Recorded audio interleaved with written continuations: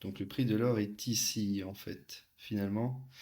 Et on constate que cela mène à peu près au même endroit. Donc ça veut dire quoi concrètement? Quand vous investissez dans un actif sur une période de temps donnée et que cet actif, le prix de cet actif fini, ou de cette stratégie, donc investir dans les obligations avec le réinvestissement des coupons dans les mêmes obligations, qu'est-ce que ça signifie? Ça signifie que, en termes réels, vous n'avez pas gagné d'argent.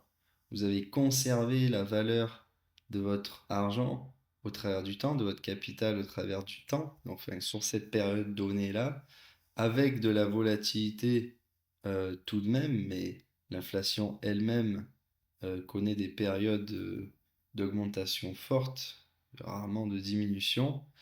Euh, et de ce fait, vous n'avez pas, en termes absolus, vous avez gagné de l'argent. Oui, votre portefeuille est passé de 108 à 239 000, par exemple, pour l'or, ou à 328 000 pour la stratégie d'investissement dans les titres d'État avec réinvestissement des coupons. Mais quand bien même, vous n'avez pas réellement gagné d'argent. Alors oui, effectivement, on voit qu'il y a un léger écart. On voit que vraiment le prix de l'or croise complètement le prix de l'inflation. Et au niveau des fondements économiques, ça donne beaucoup de sens. Ça a beaucoup de sens, en fait, finalement.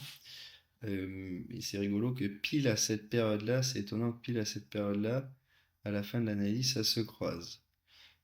C'est un pur hasard, hein, évidemment. Euh, on constate qu'il y a quand même un écart entre la valeur de l'inflation cumulée au travers du temps, qui est similaire à celle de l'or, donc 239 000 ici dans l'étude. On constate que la valeur est différente avec la stratégie d'investissement dans les obligations françaises avec l'investissement des coupons. On a pratiquement 100 000, on a presque 100 000, on a un peu moins de 90 000 points d'écart dans l'analyse. Donc, ça correspond quand même à une différence de 90 000. Donc, c'est pratiquement un tiers.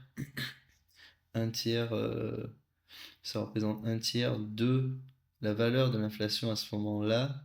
Et donc, on pourrait tabler potentiellement sur une performance à peu près similaire en termes réels, donc de 30% en fait.